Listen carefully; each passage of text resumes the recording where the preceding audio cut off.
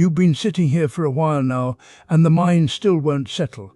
It moves from one thing to another, a thought about tomorrow, a memory from earlier today, the sound of something outside, then back to the thought, then to the breath for a moment, then away again. It's not that anything is wrong. It's just that the mind keeps reaching, keeps turning, keeps searching for the next thing to land on. This is what the mind does when it hasn't yet learned to gather itself. It scatters. Like water poured onto uneven ground, it runs in every direction at once, finding the small grooves and channels, spreading thin, never pooling, never deepening. You can watch it happen. You can feel the pull of each new direction, the way attention fragments into smaller and smaller streams. Right concentration is the practice of gathering that water back, not by force, not by damming it up or trying to hold it in place, but by offering it a basin, a single place where it can collect, where it can stop running, where it can become still enough to reflect what is actually here. The Buddha spoke of concentration as the eighth part of the path, but it is not separate from the others. It depends on them. Right view, right intention, right speech, right action, right livelihood, right effort, right mindfulness. Each one prepares the ground. Each one makes it possible for the mind to stop scattering. And when the mind does gather, when it finds a single place to rest, something shifts. The restlessness doesn't disappear all at once, but it begins to quiet. The urgency loosens. The need to move from thing to thing starts to fade. You might notice this first in the breath, not because the breath is special, but because it is always here. It doesn't require you to go anywhere or think anything or become anyone. It is simply happening, in and out, rising and falling. A rhythm that continues whether you pay attention or not. When you bring your attention to it, you are not creating something new. You are joining something that is already in motion. At first, the mind will not stay. It will touch the breath for a moment and then drift. This is not failure. This is just what happens. The water is still finding its way. You notice it has drifted. You guide it back, not with frustration, not with judgment, just a quiet return. Again and again. Each time, the mind learns a little more about what it feels like to rest in one place. The basin deepens slowly. You cannot rush this. Concentration is not built by straining or by willing the mind into submission. It is built by patience, by returning, by allowing the mind to discover over and over that it is safe to stop moving, that nothing terrible happens when it stays with the breath, that the restlessness, when met with steadiness, begins to lose its grip. There will be moments when the mind feels close, when the breath is clear and steady and the body is still. And then a thought will arise, sharp and insistent, and the attention will follow it before you even realize what has happened. This is part of the process. The mind has been scattering for a long time. It has grooves worn deep by habit. It will take time for those grooves to soften, for new patterns to form. But each time you return, the water gathers a little more. The basin holds a little more. And slowly, the mind begins to know what it feels like to be collected, not tight, not clenched, but gathered, present, resting in a single point without needing to move. This is not about achieving some distant state. It is not about perfecting the mind or transcending restlessness forever. It is about learning to work with the mind as it is, to meet it where it is, to offer it, again and again, a place to rest. And in that resting, something becomes possible. A stillness that is not empty, but full. A clarity that sees without grasping, a steadiness that holds without hardening. The breath is still here. The body is still here, the sounds around you are still here, and the mind, restless as it is also here. Right concentration begins with noticing this, with feeling the pull to scatter and choosing gently to stay, with guiding the water back to the basin, not once, but as many times as it takes, with trusting that the mind, given the right conditions, will begin to settle on its own. You pick up a snow globe and shake it. The flakes swirl wildly, obscuring whatever small scene rests inside. Then you set it down. For a moment, the storm continues. The flakes don't obey your wish for them to settle. They drift according to their own momentum, their own weight, the currents you set in motion when you shook the glass. You sit down to meditate, and the mind does something similar. You intend to be still, to rest attention on the breath or the body, but thoughts continue their motion. A memory surfaces, a plan forms, an itch demands acknowledgement. The very act of trying to hold attention still seems to scatter it further. This is not a problem you created. It's not evidence of failure. The mind has been shaken by the day, by years of habit, by the constant reaching toward what comes next. When you finally sit, the momentum doesn't stop just because you've decided it should. The Buddha spoke of a lake. When wind stirs the surface, the water becomes clouded, churned with sediment. You can't see through it. But when the wind stops, the lake begins to clear on its own. The sediment settles. The water becomes transparent again. This happens not through force, but through the absence of agitation. Concentration is often misunderstood as a kind of mental grip. We think we must clamp down on attention, hold it in place, refuse to let it move. But that clamping is itself a form of agitation. It adds another layer of turbulence to a mind already in motion. What if the work is something quieter? What if it's more like setting the snow globe down and watching what happens next? You sit for 5 minutes. You don't try to force the mind into stillness. You don't scold yourself when attention wanders. Instead, you simply notice when it does. A thought about dinner arises and you see it. A sound from outside pulls you away and you register that pull. The breath was there, then it wasn't, and now you're aware that you drifted. This noticing is not correction, is not a hand reaching in to rearrange the flakes.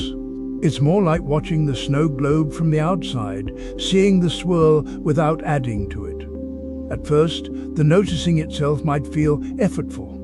You catch the wandering and immediately try to haul attention back to the breath. But even that hauling can be observed. You see the urge to fix, the slight tension in wanting things to be different than they are. And in seeing it, something softens. The flakes don't settle because you demand it. They settle because you stop shaking the globe. Each time you notice that attention has wandered, you are not failing at concentration. You are practicing the very awareness that allows concentration to deepen. The noticing is the steadiness. Not the steadiness of a mind that never moves, but the steadiness of a mind that knows when it has moved. This is subtle. It goes against the instinct to control. We are used to achieving things through effort, through pushing and managing and directing. But the mind doesn't clarify through those means. It clarifies when the pushing stops. You might sit and notice a dozen times in 5 minutes that you've drifted. That's a dozen moments of awareness. A dozen times the snow globe was set back down. The flakes are still swirling, yes, but each time you notice without grasping, the swirl loses a little momentum. There's no need to count how many times you return, no need to measure whether you're getting better at this. The practice is simply the returning itself, again and again, without judgment about how often it's needed. Some days the mind will be more settled. Other days it will churn relentlessly. Neither is more valuable. Both are opportunities to see what's happening without adding to the agitation. The Buddha's lake doesn't become clear because someone commands it to. It becomes clear because the conditions that clouded it have ceased. You are learning to stop being the wind, not by suppressing the wind, but by recognizing when you are creating it. When you see a thought and don't chase it, you are not stirring the water. When you notice you've drifted and don't berate yourself, you are not shaking the globe. The mind begins to show you what it looks like when left to settle on its own. This is right concentration. Not the concentration of force, but the concentration that emerges when you stop interfering with your own clarity. You sit, you notice, you let the flakes fall. The mind moves. That's what it does. It reaches for the next thought, the next sound, the next worry. Without a place to return to, this movement becomes endless drift. You begin with the intention to be present, and within moments you're somewhere else entirely, planning, remembering, judging, wondering. The attention floats away again and again, and there's no shore in sight. A boat tied to a dock in moving water still moves. The current pushes it, the wind catches it. But the rope holds and the boat swings in a gentle arc, always returning to the same radius. It doesn't fight the water. It moves with it, but it doesn't drift away. The dock is there, the tie is there.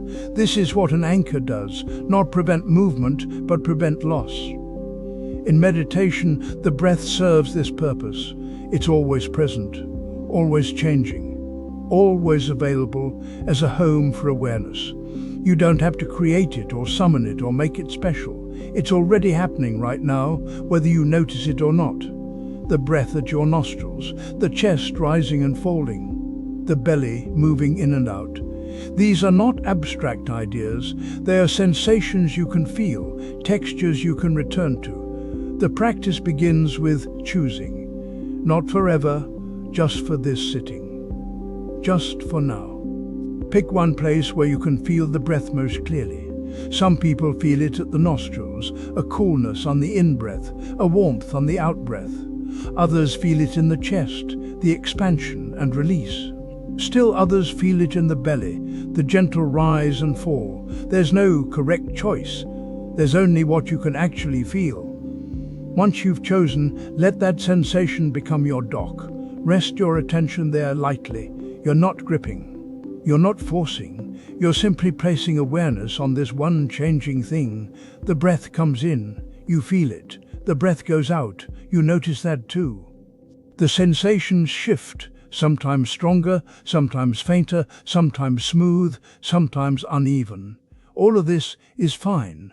You're not trying to control the breath. You're learning to stay with it. And then you'll wonder. This isn't failure.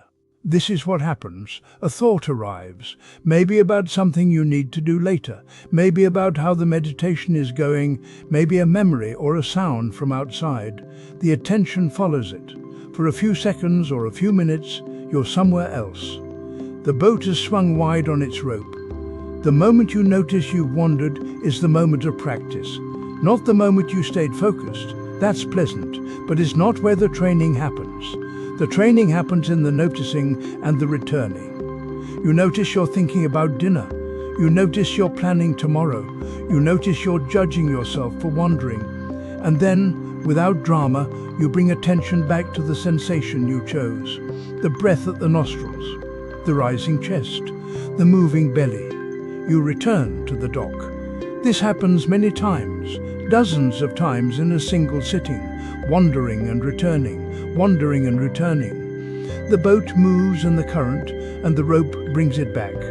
Each return is not a correction of something wrong. It's simply the practice itself. The mind drifts because that's its nature. The attention returns because you've given it a place to return to. Over time, something shifts. Not because you're controlling the mind, but because you're training the capacity to recognize wandering and to return. The arc of the drift becomes smaller. The noticing becomes quicker. The return becomes smoother. But even this isn't the goal. It's just what happens when you practice.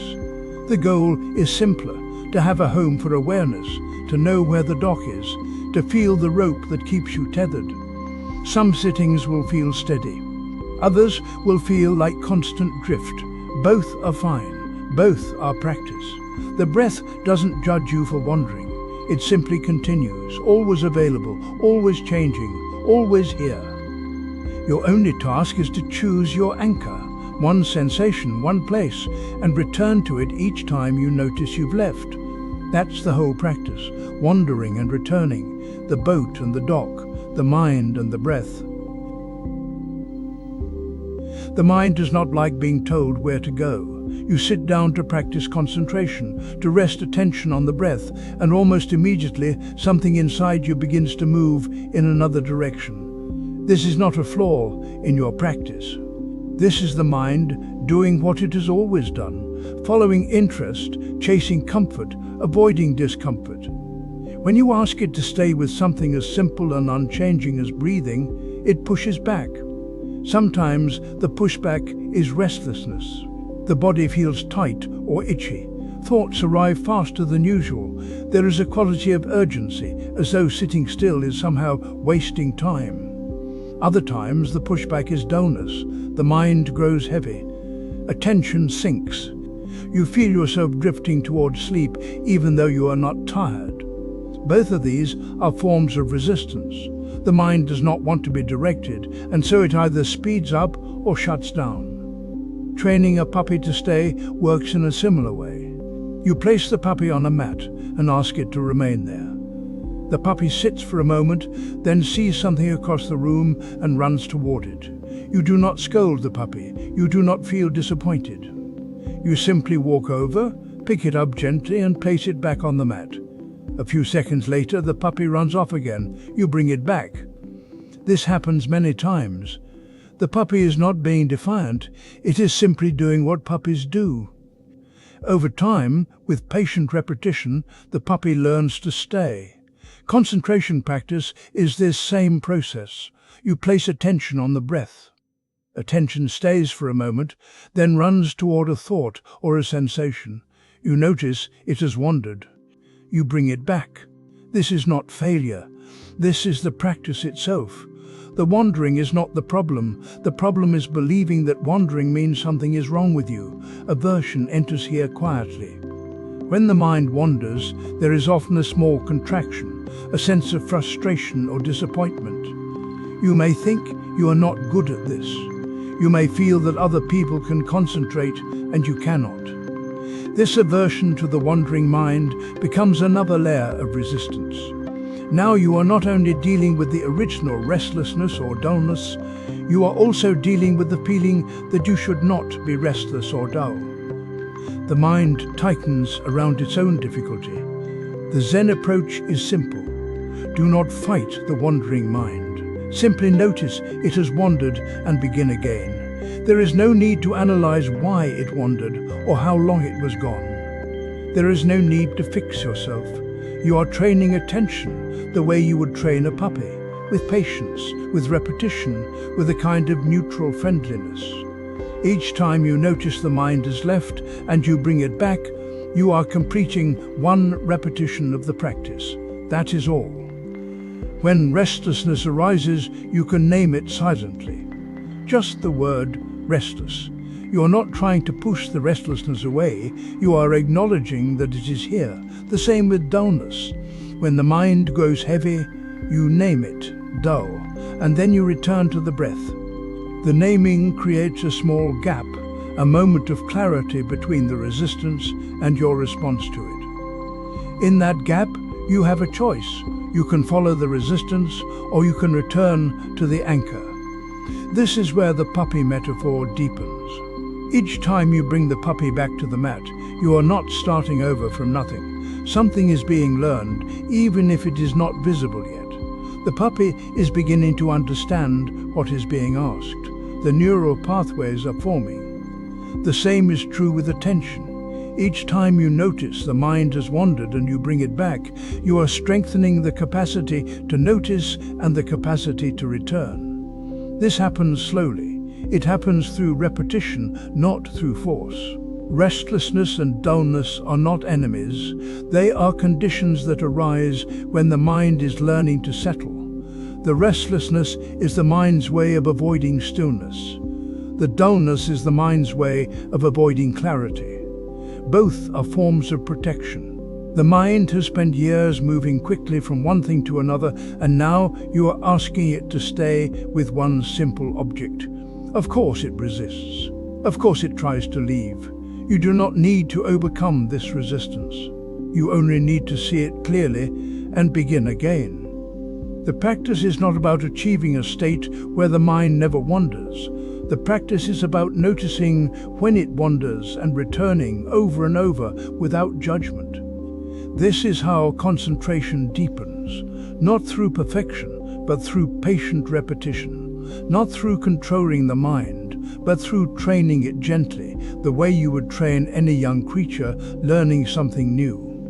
When you see resistance as a natural part of training, it loses its weight.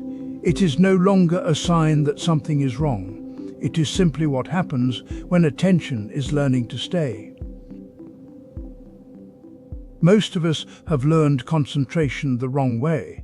We were told to focus harder, to bear down, to eliminate distraction through sheer will. And so we approach meditation the way we might approach a difficult task: muscles tight, jaw set, attention like a fist closing around the breath. But this is not concentration. This is tension wearing concentration's name. The Buddha spoke of right concentration as one factor of the path, and the word he used, samadhi, does not mean force. It means composure, collectedness.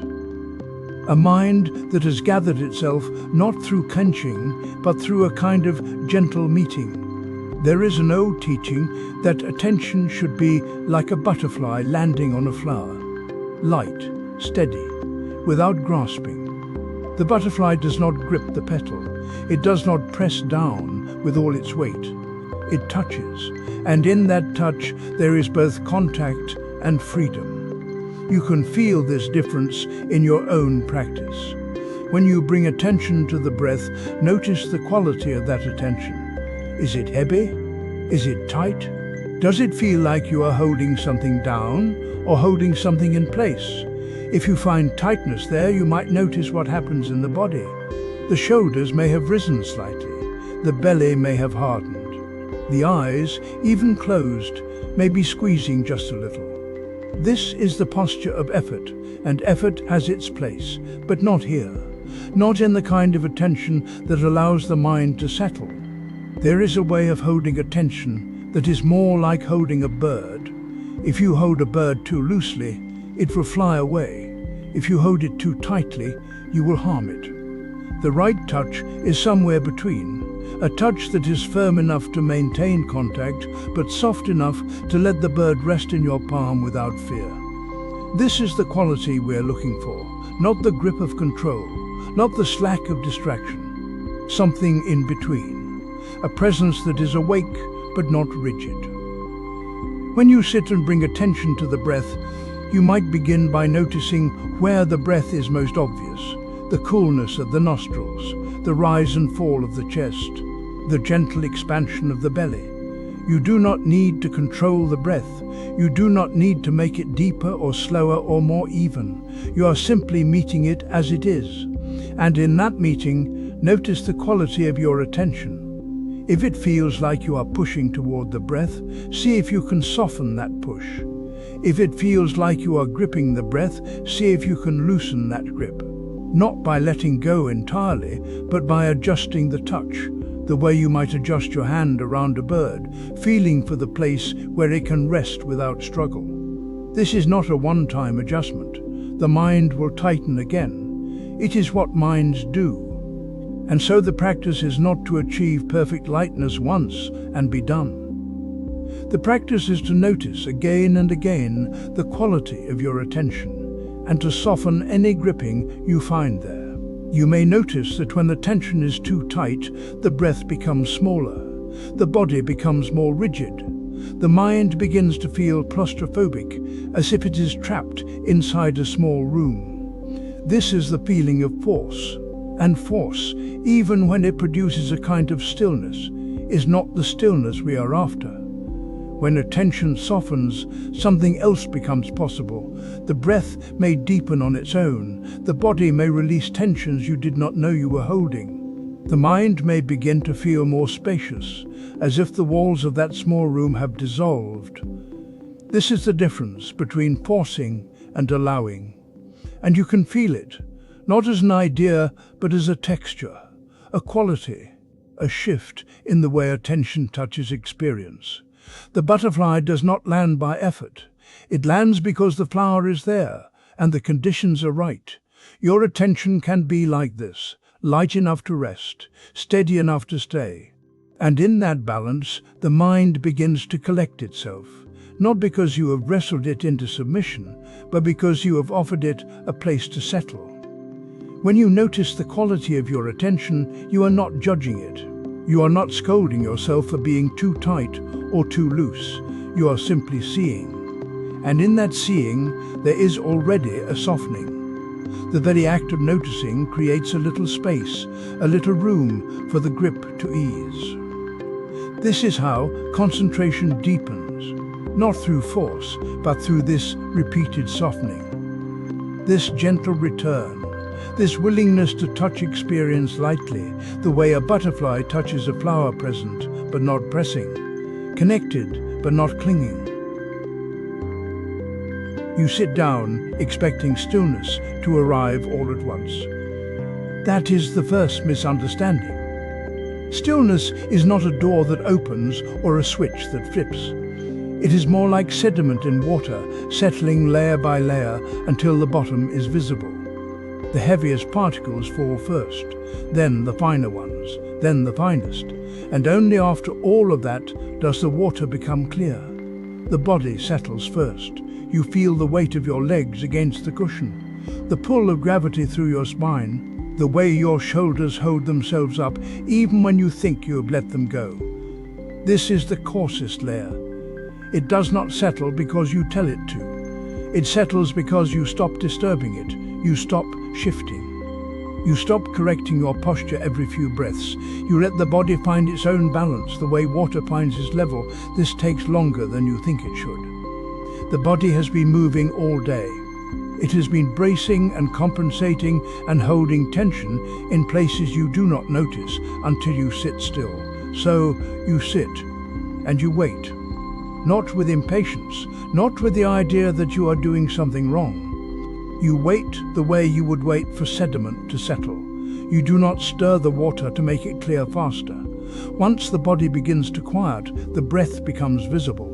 Not the idea of the breath, the actual movement of air, the slight coolness of the nostrils, the rise and fall of the chest or belly. Before this, the breath was there, but it was hidden beneath the noise of the body adjusting itself. Now it comes forward. This is the second layer. It is finer than the body. It moves more quickly. It responds to the smallest shift in attention. You do not control the breath here. You do not make it deeper or slower unless it wants to be. You let it settle the way the body settled, by not disturbing it, by watching without interference. The breath will lengthen on its own if the conditions are right. If they are not, it will stay shallow. That is also fine. You are not trying to create a particular state. You are watching what settles when you stop stirring. After some time, the thinking mind begins to quiet. Not all at once. Thoughts still come, but they come more slowly. They lose some of their urgency. A thought arises about something you need to do later. It hangs in the air for a moment, then it fades. Another thought comes. This one about a conversation from earlier in the day. It also fades. You are not pushing them away. You are not following them. You are sitting still enough that they do not find purchase.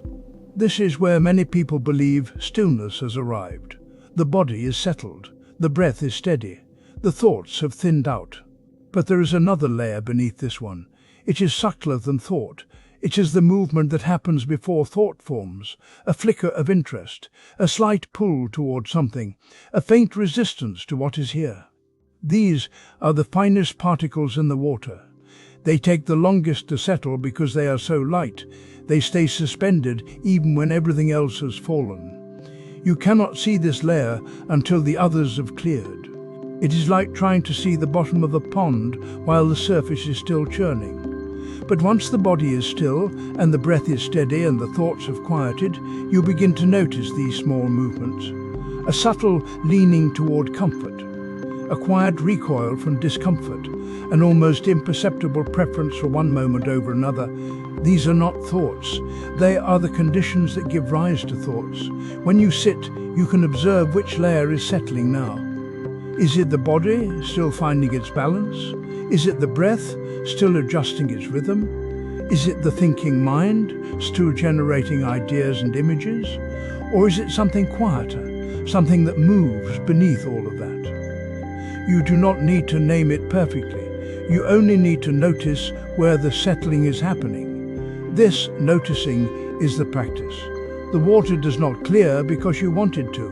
It clears because you have stopped disturbing it. Each layer settles in its own time. The body first, then the breath, then the thinking mind, then the subtle movements beneath thought. You cannot skip a layer. You cannot force the finest particles to fall before the heavy ones have landed.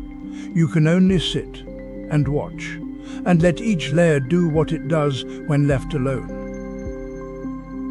Stillness is not one state, it is a process. It deepens through stages. What feels still at one level reveals movement at the next. This is not a problem. This is how it works. You are not arriving somewhere, you are watching what settles when you stop stirring the water. The mind wanders. It always has. You sit down to watch the breath, and within 3 cycles you are somewhere else entirely. A conversation from yesterday, a task for tomorrow, a sound in the next room. This is not failure. This is the texture of a mind that has been moving for a very long time. Right concentration is not about forcing stillness. It is about meeting movement with patience. Each time attention drifts and you notice it has drifted, something quiet is happening. You are building the capacity to return. The Zen teachers say it plainly. Each time the mind wanders and returns, concentration grows stronger, like a muscle used and rested. The wandering is not the problem. The wandering is part of the work. Think of waves that rise and pass, leaving the ocean unchanged. The wave appears, moves across the surface, and dissolves back into the water. The ocean does not resist the wave. It does not try to smooth itself flat. The wave is made of ocean. When it falls, nothing is lost. Your thoughts are like this. They rise from the same awareness that watches them. They pass through and return to stillness. The ocean remains. But we forget this. We sit down to practice and expect the mind to behave. We want it calm, focused, obedient. When it moves, we tense. We think we have done something wrong. We think concentration means an absence of distraction, a mind scrubbed clean. This is where the trouble starts. We are fighting the wave instead of recognizing the water. Distraction is not an interruption. It is the training ground. Every time you lose the thread and find it again, you are learning something essential. You are learning that attention can be gathered, that it does not have to follow every impulse, that you can notice the pull of a thought without being dragged by it. This noticing, this gentle return, is the heart of concentration, not the absence of wandering, the return. So the practice is simple. Count 10 breaths, 1 on the inhale, 2 on the exhale, 3 on the next inhale. Keep going until you reach 10. If you lose count, start again at 1. Do not scold yourself. Do not add commentary. Just begin again. The number does not matter. The returning matters. You will lose count. This is certain. You might lose it at 3. You might lose it at 9 just before the finish. You might count to 10 and realize you were not present for any of it. All of this is normal. All of this is the practice.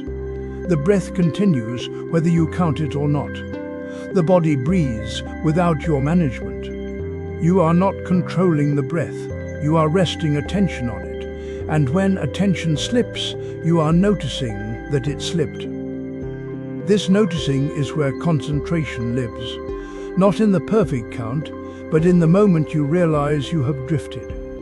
That moment is awareness waking up. It is brief. It does not announce itself. But it is the hinge on which everything turns. You were gone, and now you are here. This is the return. This is the muscle growing. Impermanence is always present in this practice. The breath comes and goes. The count rises and resets. Thoughts appear and dissolve. Even concentration itself is not solid. It strengthens and weakens, sharpens and blurs. You cannot hold it in place. You can only meet it as it is, in this moment, with this breath. The wave rises and passes. The ocean remains. You do not need to become the ocean. You already are. When you sit to count breaths, you might notice frustration. You might notice boredom. You might notice the mind speeding up, trying to get through the count quickly so it can move on to something more interesting. These are also waves. Let them rise. Let them pass. Return to one. The practice does not require you to feel a certain way. It only asks that you keep returning. Over time, something shifts. The distractions do not disappear, but your relationship to them changes. You begin to see them as information rather than obstacles. A tight chest, a restless thought, a sudden memory. Each one shows you where the mind goes when it is not held. Each one is a teacher. The wandering reveals the pattern. The returning builds the path. You do not need to count perfectly. You do not need to reach 10 without interruption. You only need to notice when you have wandered and come back. Again and again. This is how concentration deepens. Not by eliminating distraction, but by learning to return without judgment. The wave rises. The wave passes. You are still here. The breath continues. Begin again at one. We spend most of our lives inside the sound of thinking. One thought touches down, and before it fades, another one is already forming. The mind moves like this from morning until sleep, and we take it to be what consciousness is. But there is something we rarely notice. Between one thought and the next is a doorway. Rest there. In music, silence is not absence. A skilled composer knows that the space between two notes gives shape to what came before and prepares the ground for what follows. Without that pause, the notes would blur into noise. The silence holds the music together. It is not empty. It is full of potential, full of listening. The same is true in the mind. We think of concentration as holding something steady, keeping attention locked on a single point. And that is part of it. But there is another kind of concentration that does not grip. It rests in the space where thinking has not yet begun. This is not a blank void. It is awake. It is clear. It is the ground from which thoughts arise and into which they dissolve. Most of us never see this space because we are always leaning forward into the next thought. We finish one sentence internally and begin another. We solve one small problem and immediately scan for the next. The mind is efficient this way. It keeps us moving. But it also keeps us from noticing the stillness that is always present underneath. Right concentration is not about forcing the mind into submission. It is about learning to recognize where stillness already exists. The breath is one of the clearest places to find it, not in the inhale or the exhale themselves, but in the small pause that comes after the out-breath. After exhaling, notice the brief pause before the next breath begins. That pause is not something you create, it is already there. The body rests for a moment before it draws air in again. If you sit quietly and pay attention, you will feel it. The breath goes out. The chest softens. And then there is a moment, sometimes less than a second, where nothing is happening. The body is not breathing in. It is not breathing out. It is simply still. This is not a held breath. You are not controlling it. You are noticing what the body does naturally. In that pause, the mind often quiets too. Thoughts may still be present in the background, but they lose some of their urgency. They do not press in as hard. There is a sense of space around them. This is the doorway the teaching points to. It is not somewhere else. It is not a special state you have to earn. It is right here, woven into the rhythm of breathing. When you rest your attention there, even for a moment, something shifts. The usual momentum of thinking slows down. You are no longer riding the wave of one thought into the next. You are standing in the space between them. This is where concentration deepens, not by effort, but by recognition. The silence between two notes does not interrupt the music, it completes it. Without that silence, the melody would collapse into itself. The pause gives the listener time to absorb what was just heard and prepares the ear for what is coming. In the same way, the pause after the exhale gives the mind time to settle. It is a natural rest, built into the body's rhythm. You do not need to make this pause longer. You do not need to hold your breath or count seconds. You are simply noticing what is already happening. The breath goes out. There is a pause. The breath comes in. Over and over, this cycle repeats, and in each repetition, there is a small opening where stillness can be felt. At first, the pause may seem too brief to matter. The mind might skip over it, eager to follow the next inhale. But if you return to it gently, again and again, it begins to reveal itself. The stillness is not fragile. It does not disappear when you look at it. It becomes more vivid the more you rest there. This is not about achieving a particular experience. You are not trying to make the mind go blank. You are learning to see the space that exists before mental activity resumes. Thoughts will still come, they always do. But you begin to notice that they arise from somewhere. They do not appear out of nowhere. They emerge from this quiet ground, and when they fade, they return to it. The doorway is always open. You do not have to force your way in. You only have to stop rushing past it. When you sit down to practice concentration, you might assume that more effort is always better. You tighten your attention around the breath. You clench a little. You hold very still. And for a few minutes, it seems to work. The mind narrows. Distractions fade. But then something shifts. The effort itself becomes exhausting. Your jaw tightens, your shoulders rise. The very thing you were trying to sustain begins to collapse under its own weight. This is the problem of holding too tightly. It is like balancing a feather on your palm. If you grip for it, you crush it. If you tense your hand to keep it steady, the tremor in your muscles sends it tumbling. What keeps the feather resting there is not force.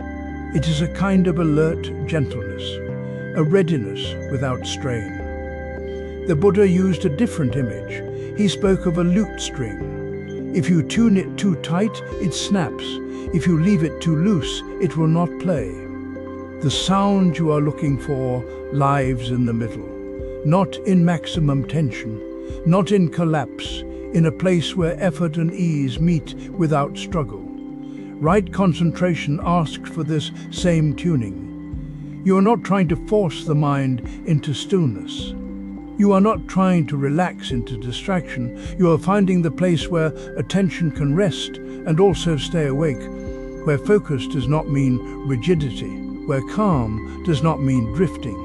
Most of us have been trained to equate concentration with control. We think of athletes gritting their teeth, students hunched over desks, eyes burning. We bring that same intensity to meditation and wonder why it does not feel peaceful. We are playing the lute string at maximum tightness, waiting for music that will never come. But if you release all effort, the mind wanders, thoughts multiply, plans and memories take over. You sit there, technically still, but nowhere near presence. The string goes slack, no sound, no resonance. The middle way is not a compromise between these two extremes. It is a different quality altogether. It is a tension that knows its own limits, that notices when it is straining and softens just slightly, that notices when it is drifting and gathers just enough to return. You can feel this in the body. When you are holding too tightly, there is tension somewhere, maybe in the face, maybe in the belly, maybe in the way you are gripping the idea of concentration itself. When you are too loose, there is a kind of fog, a heaviness, a sense that you are here but not quite arriving. The practice is simple. Sit for 10 minutes. Bring your attention to the breath, not to control it, just to notice it. And as you sit, pay attention to the quality of your attention. Is it clenched? Is it slack? Can you feel the difference? If you notice strain, soften. not by abandoning focus but by releasing the grip. Let the breath be there without chasing it. Let your awareness rest near it, the way you might rest your hand beneath a feather, open and steady. If you notice drifting, gather, not by forcing but by gently returning, a quiet invitation back. You will need to adjust many times. This is not a sign of failure. It is the practice itself. Each time you notice the string is too tight, you tune it. Each time you notice it has gone slack, you tune it again. You are learning the feel of the middle, not the idea of it. The felt sense, the place where effort does not exhaust you and ease does not scatter you. Equanimity lives here, not as indifference but as balance. A steadiness that does not require clenching, a calm that does not require checking out. You are present but not rigid, relaxed but not absent. Some days the middle will feel closer, other days it will seem impossible to find. That is fine. You are not looking for perfection. You are learning to sense the difference between too much and too little, between force and presence, between collapse and rest. The feather stays on your palm not because you are trying hard. It stays because you have found the right relationship with it. Alert without grasping, steady without strain. Concentration works the same way. It deepens not through intensity but through this kind of tuning. A small adjustment here, a softening there, a return when needed, a release when helpful. You do not need to get it right every time. You only need to keep noticing, keep adjusting. Let the practice teach you what the middle feels like in your own body, in your own mind, in this moment. The music of the lute does not come from tightness or from slack. It comes from the place between. And that place is always available. Right here, right now, in the next breath, in the one after that. There is a moment in the forest just before dawn, when the darkness begins to thin, but the birds have not yet started to sing. The trees stand without motion. The air holds itself. If you have ever been present for this, you know the quality of that silence. It is not absence. It is not waiting for something to begin. It is simply there, complete in itself. When you sit in meditation and the mental chatter begins to fade, you may notice a similar quality arriving. The thoughts that usually fill the space start to thin. The inner voice grows quiet. And then, if you stay, there is stillness. This can feel strange at first. We are accustomed to noise. Not just the noise of the world around us, but the noise we carry inside. The planning, the remembering, the rehearsing of conversations that have not happened yet. The steady hum of self-reference. This is who I am. This is what I need. This is what I fear. The mind moves constantly, and we come to believe that this movement is what we are. So when the movement slows, when the chatter fades and stillness arrives, it can feel unfamiliar, sometimes unsettling. There is a reflex to reach for the next thought, to fill the quiet, to return to the familiar hum. The silence can feel like an empty void, and the instinct is to step back from it. But stillness is not a void. It is not the absence of something that should be there. It is your original nature. Before the thoughts began to layer themselves over experience, before the self-story took shape, there was this. Awareness, clear and open, without needing to become anything. In Zen practice, students are sometimes told not to be afraid of stillness, not as reassurance, but as recognition. The fear itself is just another movement of mind, another way of turning away from what is already here. The stillness does not need your fear. It does not need your approval. It simply is.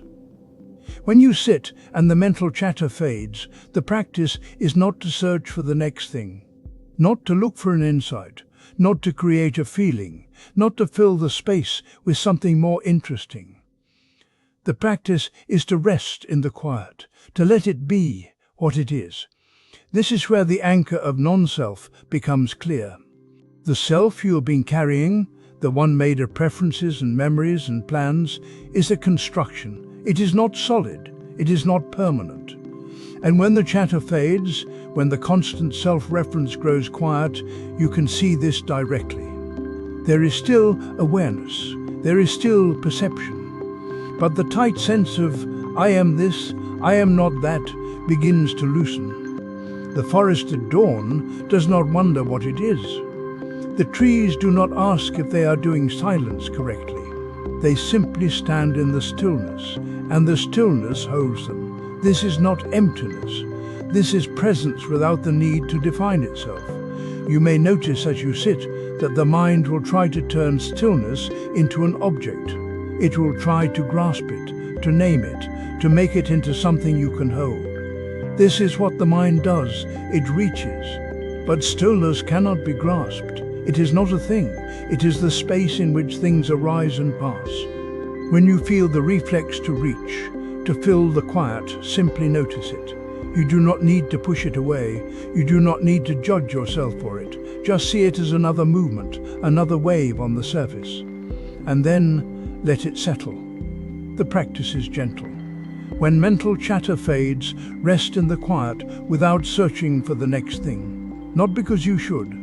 Not because it will make you better, but because the quiet is already here and it does not need anything from you. You may find that the silence feels deeper some days than others. Some days the mind is loud and the stillness is brief. Other days the quiet arrives easily and you can rest in it without effort. Both are fine. The practice is not to achieve a particular state. The practice is to meet what is here without needing to change it. In the forest before the birds begin, there is no hurry. The dawn will come when it comes. The stillness does not rush itself. It does not apologize for being quiet. It simply is, complete and whole, without needing to become anything else. You can meet silence this way, not as a task, not as something to master, but as something to rest in, the way the trees rest in the early light, without fear. Without searching, just here. There is a strange hope we carry when we sit down to meditate. We expect today to be the day something finally shifts. We imagine concentration as a door that swings open suddenly, flooding the room with light. So we sit with great effort, pressing our attention onto the breath like we're trying to hold water in our hands. And when nothing dramatic happens, we wonder if we're doing it wrong. The Buddha spoke of paths being made not through a single grand gesture, but through the quiet repetition of walking the same ground again and again. This is how concentration deepens, not through intensity, but through return. Water carving stone does not announce itself. There is no moment when the stone cracks open. There is only the patient meeting of water and surface day after day until one day the shape has changed. We misunderstand what depth means.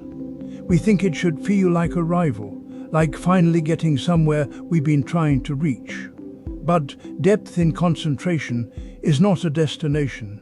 It is the gradual softening that comes from meeting the same place with the same gentle attention over and over. The breath does not become more interesting. The body does not suddenly reveal hidden secrets. What changes is the quality of our returning. When you sit today and place your attention on the breath, and then you sit tomorrow and place your attention on the breath again, you are not repeating a failed attempt. You are walking the path. Each return is the path being made. The mind wanders, and you bring it back. This is not a problem to be solved. This is the work itself. Water meeting stone, not through force, but through persistence. There is a difference between trying harder and trying again. Trying harder tightens the grip. It adds pressure to the moment, as if concentration were something you could wrestle into place. Trying again is softer.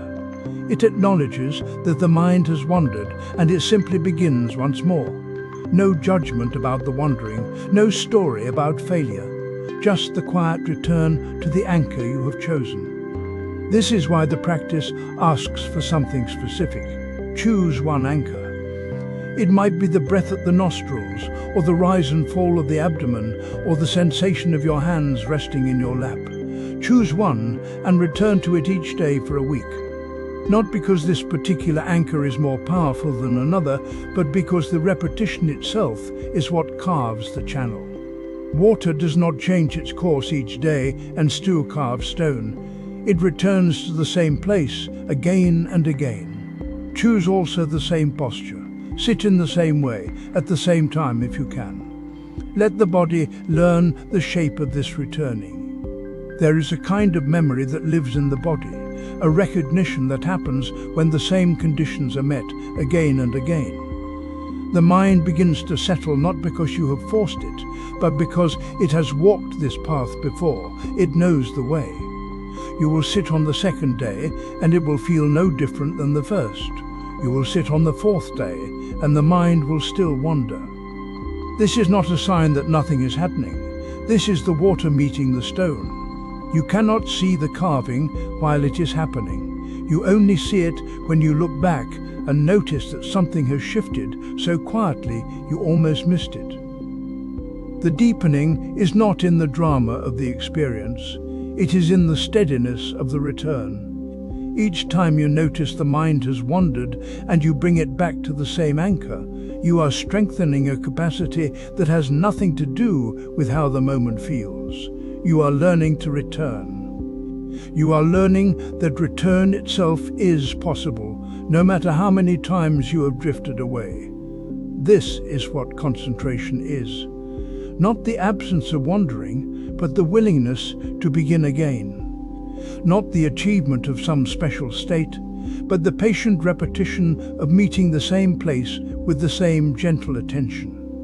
Water carving stone, not through force, but through persistence. The stone does not resist less over time. The water does not become stronger. What happens is simply this: the meeting continues and the shape slowly changes. So you sit today with your chosen anchor. You sit tomorrow with the same anchor. You sit the day after that. Not because you are trying to get somewhere, but because this is how a path is made. By walking it again and again. By returning to the same ground, even when it feels like nothing is happening, especially then.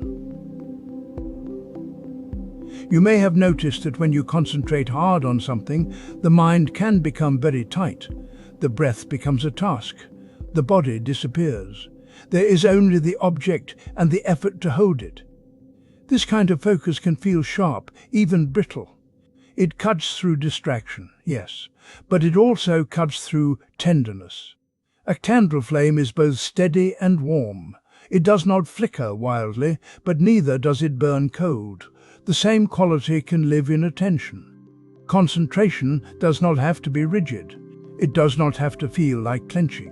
In the Mahayana tradition, there is a teaching that concentration without kindness is a sharp blade. It can cut away confusion, but it can also wound. The mind learns to focus, but forgets how to soften. You may find yourself able to stay with the breath for long stretches, but the atmosphere inside feels mechanical. There is precision, but no warmth. There is steadiness, but no care. This happens more often than we admit. We sit down to practice and immediately begin controlling. We grip the breath. We force the mind back when it wanders. We treat attention like a drill sergeant treats a recruit. And the body responds. The jaw tightens. The shoulders rise. The belly hardens. We are concentrating, yes, but we are also bracing. The invitation is not to abandon focus. The invitation is to let focus be gentle toward yourself and all beings. This is not vague sentiment. It is a shift in the quality of awareness. You can still return to the breath. You can still steady the mind. But you do so with the same care you would use when holding something fragile. Think of how you might watch a candle flame. You do not stare it into submission. You rest your gaze there. The flame holds your attention not because you are forcing it, but because it is alive. It moves slightly. It gives off light. your attention becomes soft around it, and that softness does not weaken your focus, it deepens it. The same is true when you bring warmth into concentration.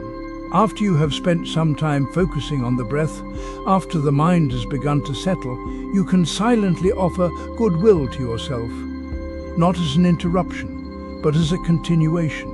You might say inwardly, "May I be at ease," or "May I be safe." The words matter less than the tone.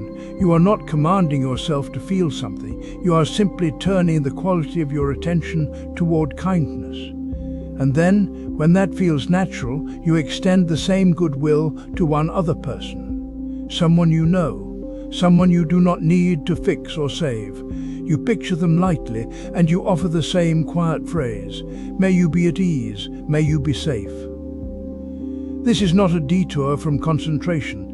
It is concentration softened by care. You may notice that when you do this, the breath does not disappear. The steadiness does not collapse. Instead, the atmosphere changes. The mind is still focused, but it is no longer cold. There is warmth in the attention now. The candle flame is both steady and warm, and your awareness begins to feel the same way. This is not about forcing feelings. You are not required to manufacture affection. You are simply allowing the mind to rest in a quality of care while it focuses. Sometimes the warmth is obvious, sometimes it is barely perceptible. Either way, you are training the mind to see that concentration and kindness are not separate. They can live in the same breath. When you practice this way, you may find that concentration becomes easier to sustain. The mind does not rebel as much. There is less tension in the effort. You are not fighting yourself.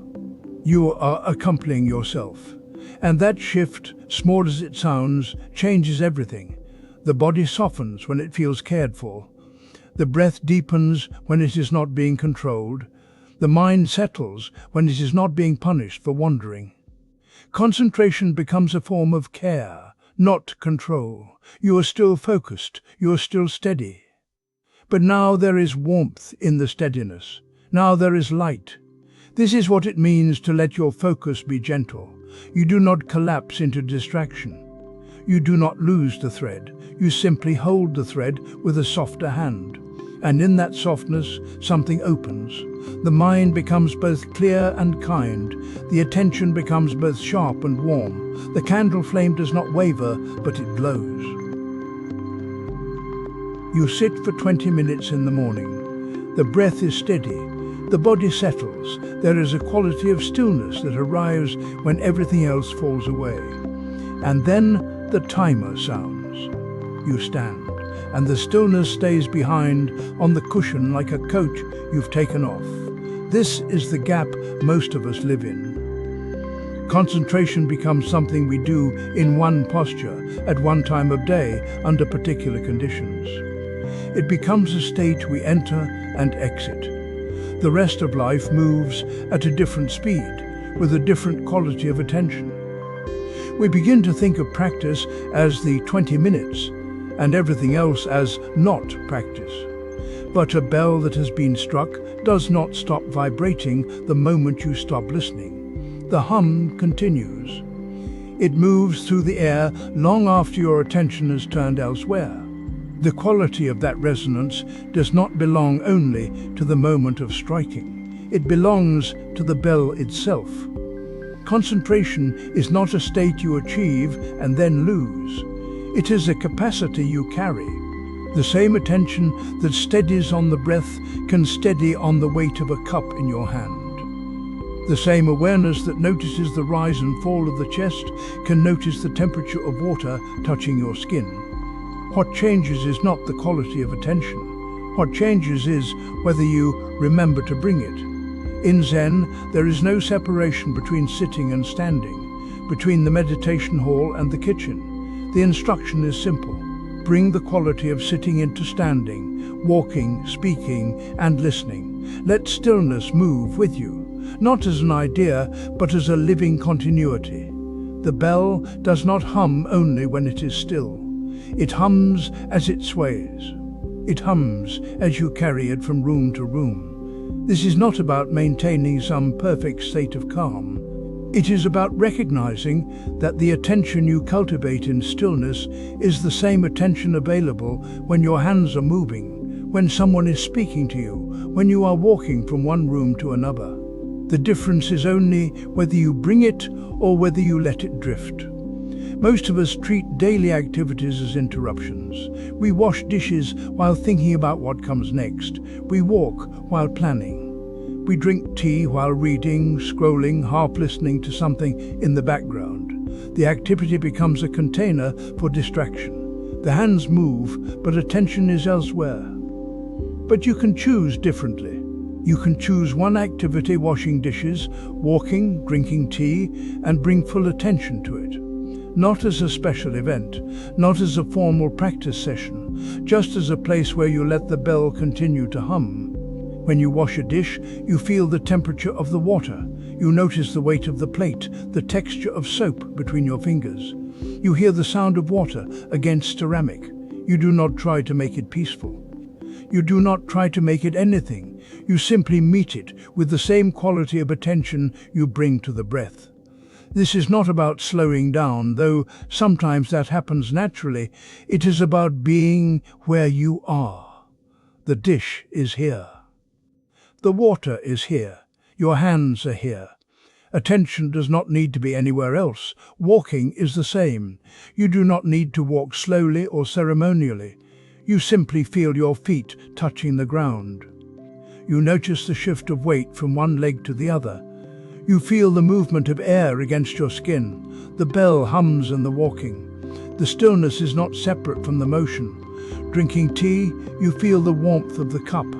You notice the weight of it. You taste the tea, not while thinking about it, but while tasting it. The sip is not a pause between other things. It is its own moment, complete.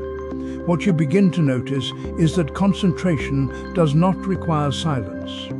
It does not require a cushion or a timer.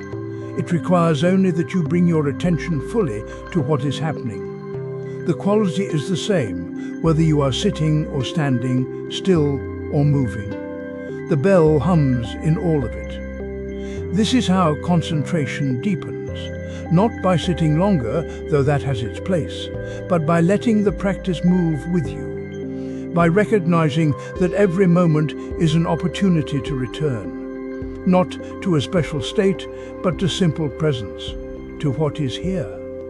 You do not need to bring this quality to everything at once. That becomes another form of striving. You choose one activity, you meet it fully, and in that meeting, you discover that the stillness you thought you left on the cushion was never confined there. It has been available all along, in every gesture, in every step. The bell has been humming. You are simply learning to hear it. The mind that has learned to rest in one place begins to reveal something unexpected. It is not that you have created something new. It is that you have stopped disturbing what was already here. The stillness was always present beneath the movement. Concentration simply allows you to notice it. When you sit with the breath, returning again and again, the returns themselves become lighter. At first, bringing attention back feels like effort. You catch yourself wandering and pull yourself to the present. But after some time, the mind begins to prefer the simplicity of one thing. It finds relief in not scattering. The pull toward distraction weakens not because you have defeated it, but because you have stopped feeding it with interest. This is not a permanent state. You will still wander. You will still lose the thread. But something in you now knows the difference between the scattered mind and the gathered mind. You have tasted the ease that comes when attention is whole. And once you know that ease, you can find your way back to it. Not perfectly, not every time, but more often than before. Right concentration is not about forcing the mind into a narrow tunnel. It is about allowing attention to settle where it naturally wants to rest, when it is not being pulled in 10 directions. The breath is not special because it is sacred.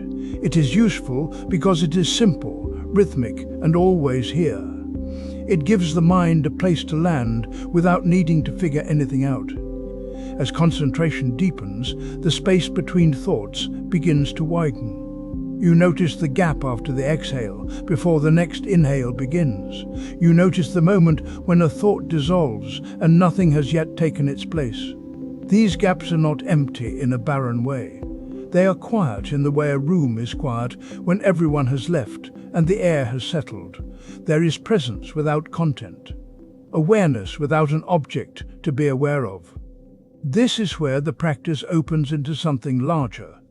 Concentration becomes not just a tool for steadying the mind, but a doorway into seeing. When the mind is still, you can observe the nature of experience itself. You see how sensations arise and pass. You see how thoughts form and dissolve. You see how even the sense of self flickers in and out, not solid, not permanent, just another process unfolding in awareness. You do not need to reach some advanced state for this to matter. Even a few moments of gathered attention change the quality of your day. When you return to the world after sitting, you carry some of that stillness with you. You respond a little more slowly. You listen a little more fully. You notice when you are about to react out of habit, and sometimes you pause. The practice does not end when you open your eyes. It continues in the way you move through the hours that follow. Concentration is not separate from the rest of the path. It supports insight. It nourishes compassion. It makes space for wisdom to emerge without force.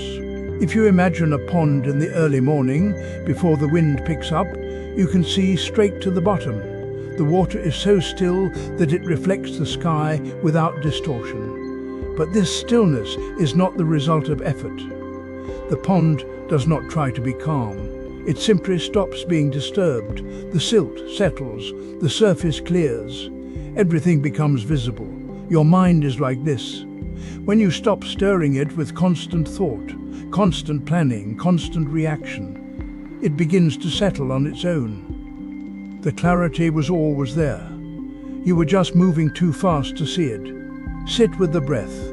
Let the mind gather. Let the stillness reveal itself. And when you are ready, carry that quiet with you into whatever comes next. If you would like to continue, there are other aspects of the path to explore, but there is no rush. Let this settle first. Let the water clear. The rest will be here when you are ready.